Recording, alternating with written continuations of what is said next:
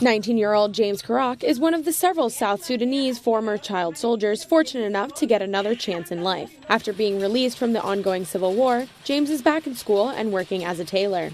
Before I joined the war, I had no ability to support my family, but now I'm working. I can make some clothes, like school uniforms, to help my family.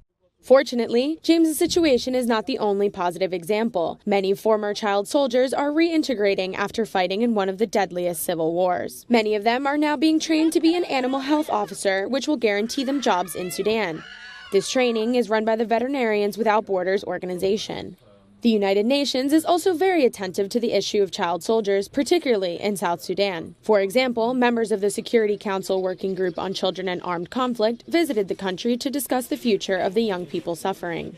The war has taken a very, very big toll on the children of this country, and that scar remains deep. I think you also realize when you meet these kids and you see the work that is needed to fully reintegrate them, that there's a lot of resources necessary, a lot of time and patience, and some of those resources I think are still lacking, especially in Pibor as we saw today. Established in 2011, South Sudan is the world's youngest country. The nation has been in a civil war for the majority of its existence. According to a U.S. State Department-funded study in 2018, an estimate of 382,000 people have died due to the conflict. There has also been a major refugee crisis in the region with the displacement of over 4 million people. Earlier in 2018, Pope Francis shared his deep concerns about the war.